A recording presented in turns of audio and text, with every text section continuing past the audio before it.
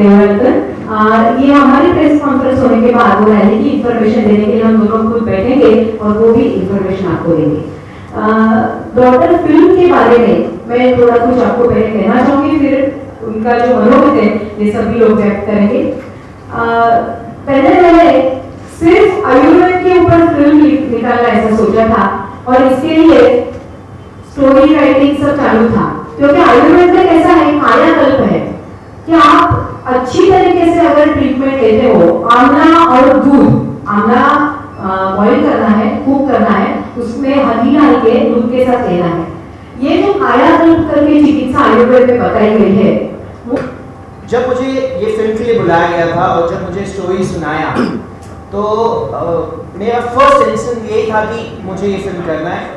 आप ऑडिशन लेंगे? उन्होंने कहा नहीं, ऑडिशन की तो ज़रूरत नहीं है। मैंने कहा ऑडिशन आप ले लीजिए, किसी का भी लीजिए, लेकिन पिक्चर करना तो मुझे ही, क्योंकि ये कॉन्सेप्ट इतना ब्रिलियंट था। और जैसे मेधा जी ने कहा कि तारे ज़मीन पे एक बच्चे का स्टोरी था उस पर, तो मुझे भी ये लगा था कि ये डॉटर और अनाथ लड़की का स्टोरी है, तो I wanted to be part of it. और मैंने कहा कि नहीं, ऐसे पिक्चर बनेंगे तो बहुत अच्छा होगा, एक सोशल कॉज के लिए है, लोग ये सब पिक्चर देख के बहुत अच्छा फील करते हैं, गुड फील फैक्टर है इसमें, तो I wanted to do this. मेरा कैरेक्टर अयूब खान बेसिकली मेरे बड़े भाई का रोल कर रहे हैं। अयूब खान एंड पद्मिनी कोल्हापुरे जी मेरी भाभी हैं, और इनको एक हिचकिचाहट था कि नहीं, हम कोई अनाथ बच्चे को अडॉप्ट नहीं करेंगे, सोसाइटी क्या बोलेगी, लोग क्या बोलेंगे, एक नेगेटिव एस्पेक्ट लेके देखते हैं ये चीज़ को कि अडॉप्शन एक अच्छी चीज़ नहीं है। Let me tell you, adoption बहुत अच्छी चीज़ है, एंड अगर आप इसको पॉजिटिव वे में देखेंगे तो बहुत बहुत बढ़िया चीज़ है। किसी की लाइफ बन सकती है, आपकी लाइफ बन सकती है। तो ये स्टोरी में हमने दिखाया कि कैसे अयूब और पद्मिनी, इनकी लाइफ अच्छी चल रही है, दोनों अच्छा काम कर रहे हैं, अच्छा पैसा है, अच्छा सब कुछ है, लेकिन वो हैप्पीनेस नहीं है क्योंकि इनका कोई बच्चा नहीं। तो जब ये आइडिया आया कि हम एक बच्चे को अडॉप्ट करेंगे, जो हमारे दादाजी, जो हमारे फादर है विक्रम गोखले, उन्होंने ये कहा कि हम एक बच्चे को अडॉप्ट क्यों नहीं करते, और रादर एक बच्ची को अडॉप्ट क्यों नहीं करते। नहीं, रादर उन्होंने उसमें ऐसा कहा था कि फॉस्टर केयर में 20 डेज के लिए उसको लाएंगे पहले, और उसको ये दिखाएंगे कि घर क्या है, रिश्ते क्या है, और तभी उनके दिमाग में ये नहीं होता है कि अडॉप्शन के लिए करना है कि नहीं करना, समाज सेवा करके बोलेगा।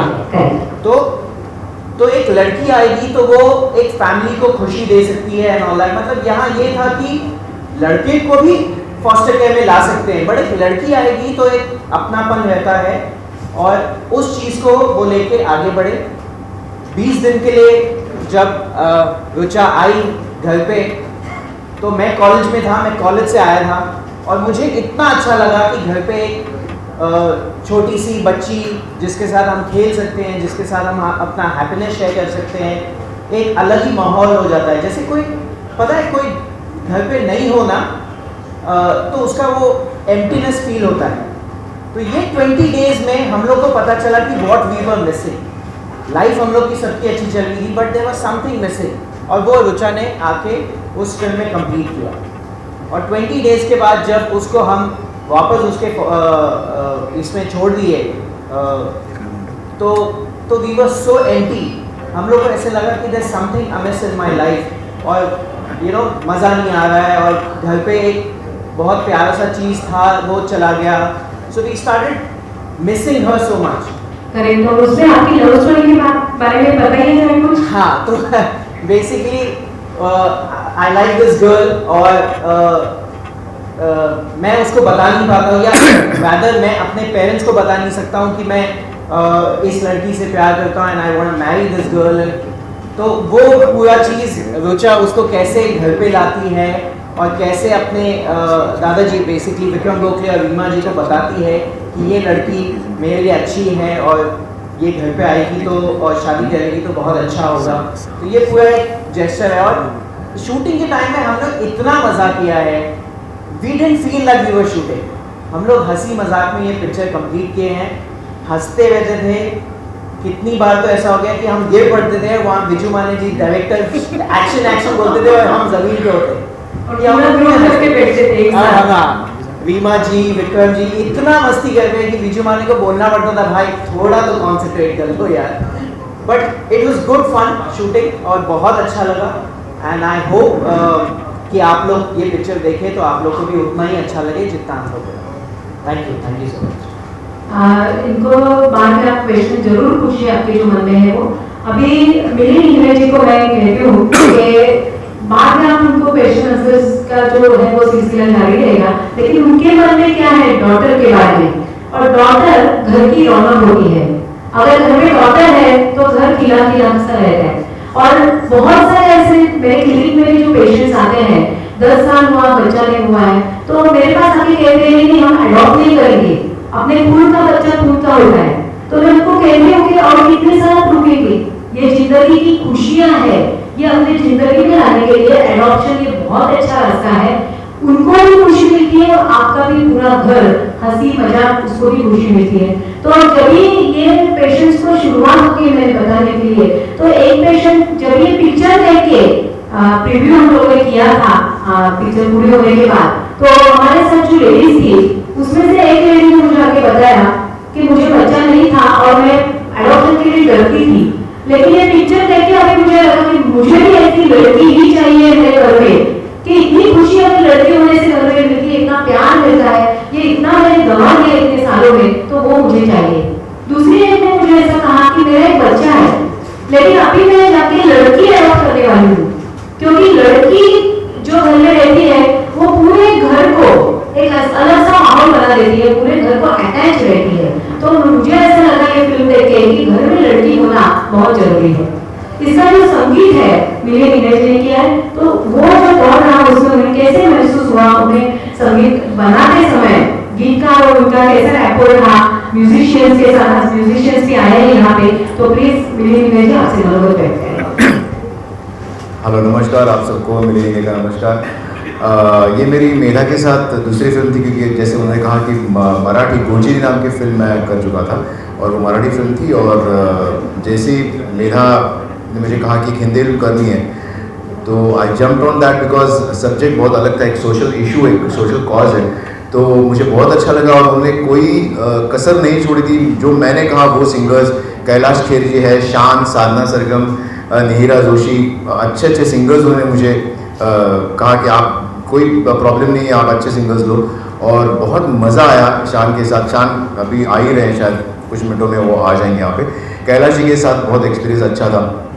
वैसे हिंदी में कंपोज करने के लिए इतना मुझे बहुत प्रॉब्लम नहीं है, क्योंकि ऑलरेडी मैं मेरा राजेश म्यूजिक के साथ जो एल्बम था ये है प्रेम, इसमें गाना छुड़नी से लकी, वो पूरा पहले हिंदी में कंपोज कर चुका था, और उसके बाद मेरा गारवा और ये सब मराठी में बाद में आया, तो इतनी मुझे हिंदी में कंपोज करने में इतनी प्रॉब्लम नहीं आई। और ऑफ कोर्स मेधा का और सभी का कोऑपरेशन था।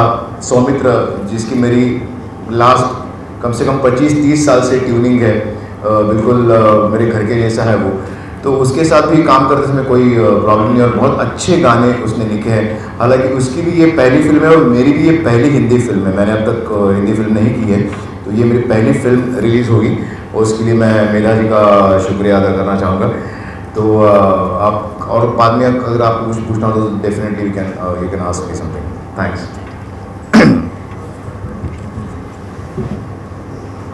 ये फिल्म में डॉक्टर बुचा असली नाम भी रुचा ही है।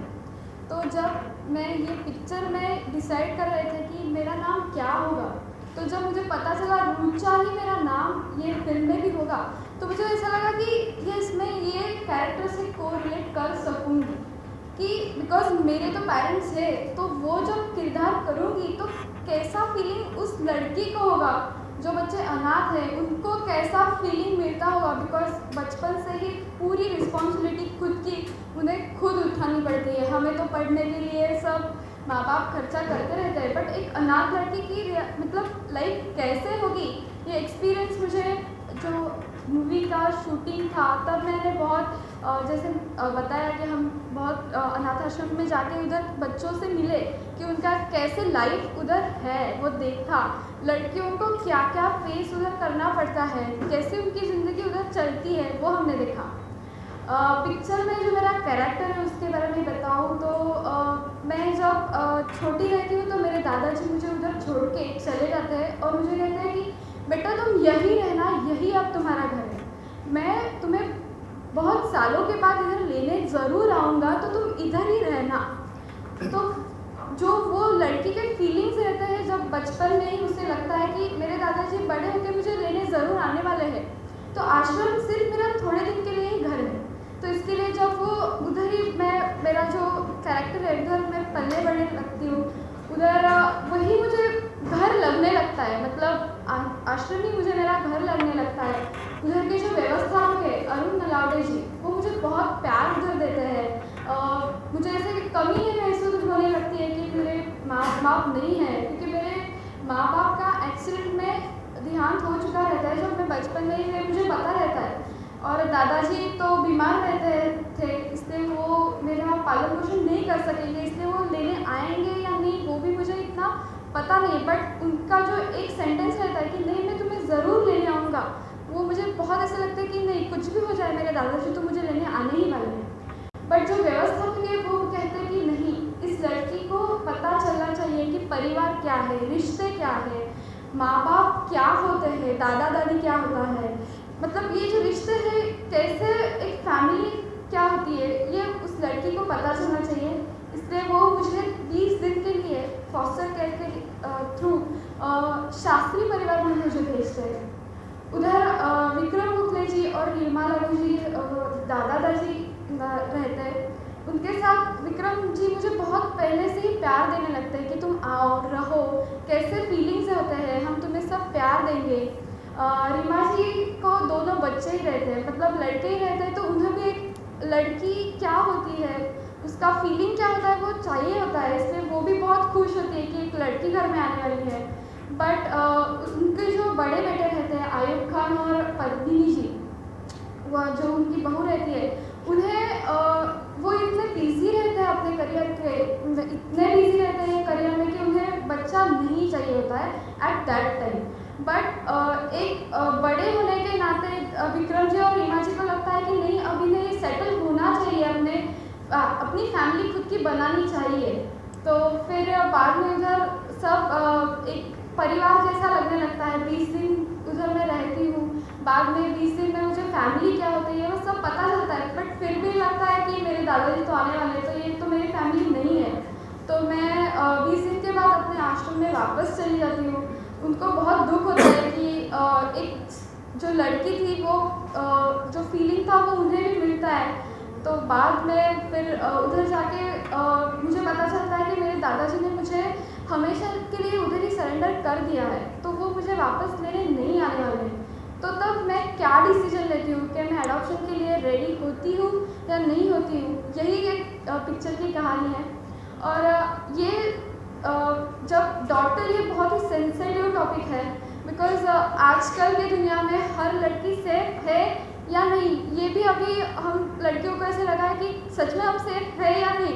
बिकॉज हम जो ऑटो में ट्रैवल करते हैं, कुछ भी करते हैं, तो ऐसे लगता है कि सेफ है या नहीं। तो सभी ये जो सोशल कॉस्ट है मूवी का, तो उसमें मुझे ये भी दिखाना है कि पिक्चर देखने के बाद हर लड़की को भी ऐसे लगे कि एकजुट होकर सब लड़कियों ने भी कुछ करना चाहिए। जो मेंटालिटी है समाज की वो भी चेंज होनी चाहिए। एडॉप्शन ये टॉपिक भी बहुत सेंसिटिव है, तो एक अपना जो बर्थडे होता है तो उधर जाके सेलिब्रेट करना चाहिए। हम लोग के पास जो क्लोथ्स रह जाते हैं, पुराने क्लोथ्स, उन्हें देने चाहिए, बिकॉज वही उनके लिए बहुत मायने रखता है। कुछ न्यू गिफ्ट्स भी उन्हें देने चाहिए। पिक्चर करते वक्त बहुत मज़े भी हम लोग ने किए। विनोद जी के साथ मेरा एक सीन था कि उनकी जो गर्लफ्रेंड रहती है, उनकी स्टोरी कैसे रहती है वो मुझे सब आने के बाद फ्रेंड्स होते थे हम दोनों। बट वो सीन एक वो स्मोकिंग का दिखाया है, तो उसमें मैंने उनको ये बोला था कि आप स्मोकिंग मत करो, टेंशन है कुछ भी हो, but smoking is not good for health. आपको कुछ भी हो तो आपको ये नहीं करना चाहिए। अभी मेरी भी एग्ज़ाम है तो मैं भी अभी टेंशन है तो क्या स्मोकिंग करूँ क्या, तो ऐसे कुछ सीन थे। फुल सीन हमने शूट किया, तो बाद में हमें पता चला कि जो मैंने सिगरेट पकड़ी पकड़ी थी वो भी उल्टी पकड़ी थी, बिकॉज वो उतना पता नहीं था तब सब कैसे चला था। तो इन्होंने मुझे आके बताया कि आपने उल्टी पकड़ी है, आप फिर से सीधा पकड़ के शूट हमने किया था वापस। तो ये सब बहुत मज़े के थे। विशु दादाजी है हमारे जो डायरेक्टर, उनके साथ भी मुझे बहुत कुछ सीखने को मिला। जो सीनियर एक्टर्स है, रीमा जी, विक्रम गोखले जी, पद्मिनी जी, आयु जी, ये सब बहुत कुछ सीखने को मिला। और मूवी के शूटिंग के दौरान मुझे बहुत ही पसंद आया सब। और मैं प्रोफेशन वाइज डॉक्टर हूँ, BMS मैंने कंप्लीट किया है।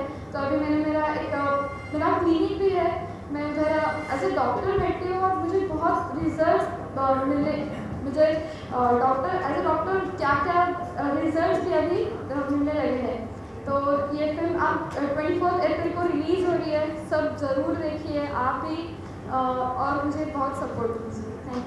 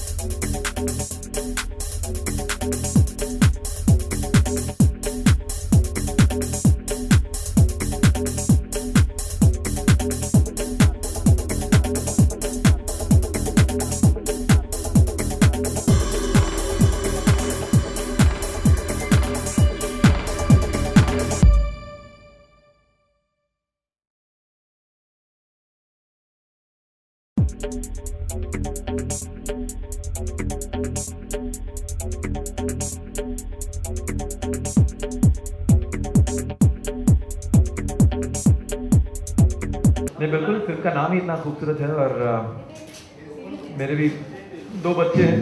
हमेशा सोच रहा था डॉटर हो, लेकिन हो दो बेटे ही हुए हैं। लेकिन होपफुली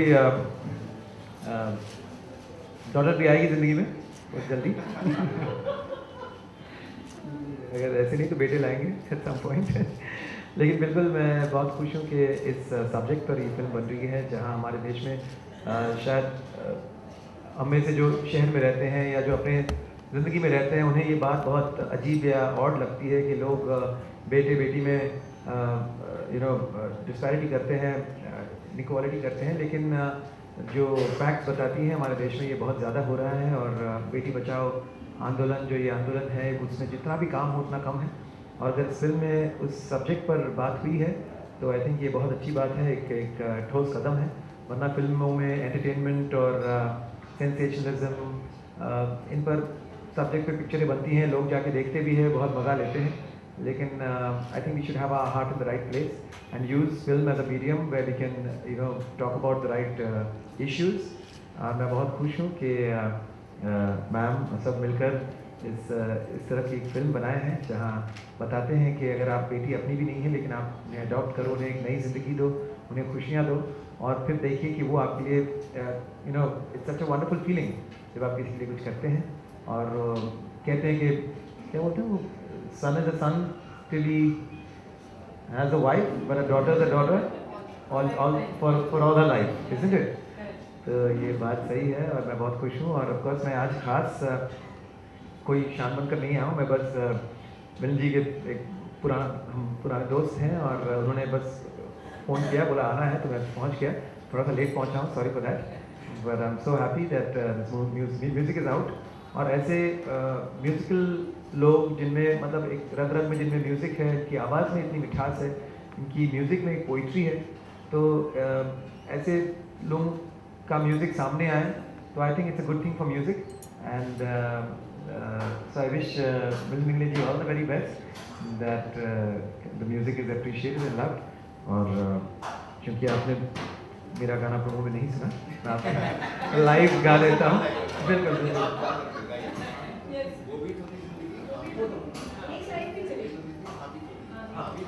हाँ, वो भी तो थी जिंदगी, ये भी तो है, हाँ भी थी वो जिंदगी, ना भी तो है।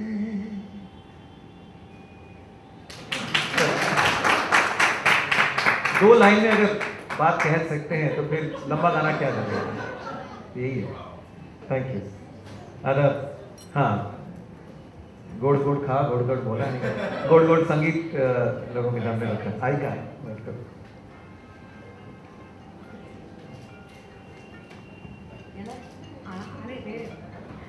शान जी से आप कुछ पूछना चाहेंगे तो भी पूछ सकते हैं। इनका गाना बहुत सुंदर हुआ है, आप फिल्म देखेंगे तो जो पिक्चराइज हुआ है जो गाना वो भी आपको पसंद आएगा। उनके मेरे स्कूल में बच्चे हैं, मैं उनको कहती हूँ कि आप बड़े खुशनसीब हो कि आपको माँ बाप है। जिनको माँ बाप नहीं है, घर नहीं है, वो क्या महसूस करते हैं ये देखने के लिए ये फिल्म देखिए, उनका दर्द महसूस कीजिए और उनके साथ अपना प्यार बांटिए। धन्यवाद।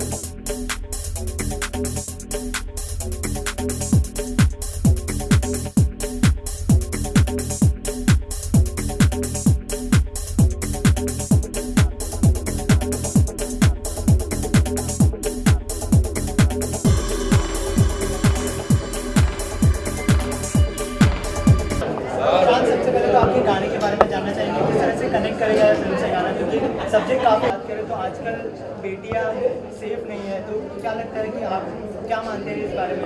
क्योंकि आपने अभी कहा कि आपके 2 बेटे हैं, आपकी बेटियां हैं, तो कितना मिस, जैसे कि आपने लिबरेशन की बात की, तो अभी जो है कहा जाता है कि वेस्टर्न कल्चर की वजह से लड़की को वेस्टर्न कपड़े नहीं पहनने चाहिए, ये लड़की की गलती है कि रेप हो रहा है, तो आप क्या मानते हैं इस बारे में? नहीं, देखिए, ऐसी स्टूपिड बातों के बारे में आपका सवाल भी पूछना, मेरा जवाब देना, आई थिंक ये मुनासिब नहीं है। हम जिस युग में रहते हैं, आई थिंक ऐसी बातें करना बहुत स्टूपिड है। साथ साथ एक बात मैं ज़रूर ये कहना चाहता हूँ कि एक इंसान या एक जो एक ये मर्द क्या कहें इनको, मतलब जो भी ये जो आदमी है, ये जो इनकी मनोवृत्ति में ये जो बात आती है, ये बात भी कैसे आती है मैं नहीं जानता। मुझे काफ़ी हद तक लग रहा है कि जो डिजिटाइज हो चुकी है चीज़ें, और आपके जो मतलब फ़ोन पर हर चीज़ में ये सारी चीज़ें आ गई हैं। सो आई थिंक कहीं ना कहीं ये, और फिल्मों में भी जिस तरह से नुमाइश होती है, you know, I think it's influencing the minds of the already evil mind जो है, उसको उस आग को और फ्यूल मिल रहा है। सो आई थिंक इस चीज़ को थोड़ा सा कटेल करना इज़ इम्पॉर्टेंट। तो अगर थोड़ी सी मॉरल पुलिसिंग डिजिटाइज्ड वर्ल्ड में हो रही है तो ये सही चीज़ है, क्योंकि ये बहुत आसान हो गया है आज। पहले क्या था, एक शर्म था सबके सामने, मैं कैसे ये कर सकता हूँ या ये कैसे कर सकता हूँ, लेकिन अभी वो, क्योंकि फ़ोन के आड़ में हर के पास स्मार्टफोन्स हैं, तो क्या क्या चीज़ें उस फ़ोन में देख रहा है, सुन रहा है, उसके माइंड में कैसी चीज़ें हो रही हैं, it's very difficult to understand, and which is why no woman feel safe in any atmosphere today. क्योंकि एक सभ्यता, एक संस्कृति, एक चीज़ें थी, एक मॉरल व्यू पॉइंट थी, वो चीज़ बिखर जा रहा है। और इसमें लड़कियों का क्या गलती है, मैं समझ नहीं आ रहा है इसमें। बट बहुत लंबी कहानी है, अभी क्या मैं आपको बताऊँ, अभी फिर किसी और दिन।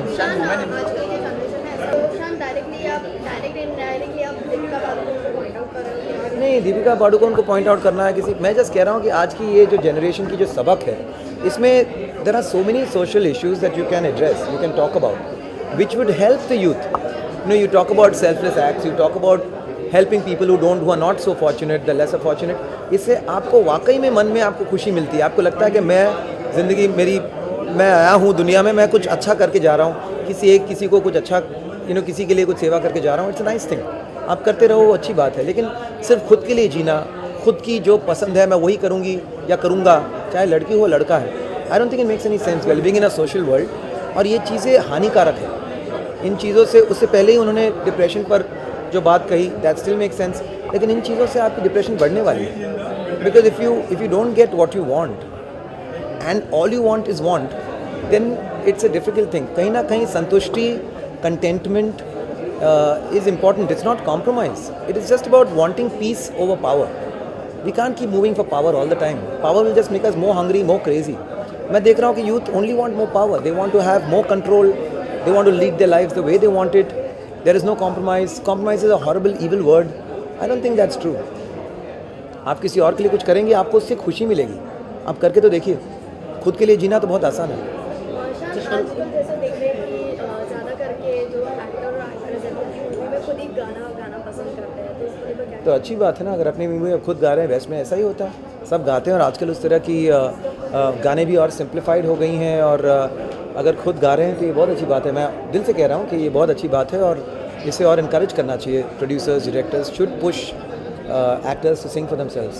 शायद इसी से रिलेटेड एक सवाल आपने पूछ लिया, आपकी फिल्म आई थी जिसमें आपने एक्टिंग की और उसी में गाना भी शायद आपने गाया था.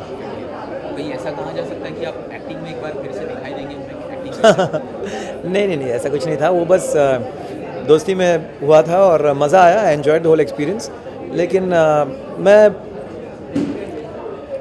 मैं इतना सोचता नहीं हूँ कि क्या करना चाहिए, क्या नहीं करना चाहिए. हाँ, जो ठीक लगे. हाँ, एक फ़िल्म में कोई अश्लीलता नहीं थी, कोई it was a simple sweet comedy.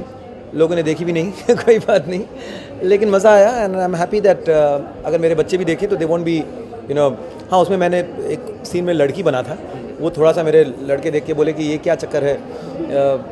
अजीब सा कॉमेडी था वो थोड़ा सा, लेकिन आई थिंक उस हद तक चलता है. कौन सी फिल्मों में आप गाने और किस फिल्मों में गाने? अभी सिंग इज़ ब्लिंग फिल्म आ रही है, उसमें एक गाना है.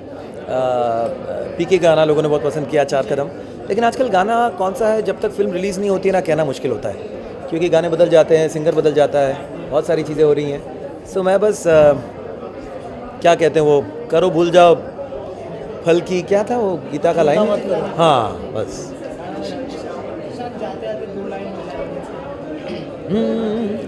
वो भी तो थी जिंदगी, ये भी तो है.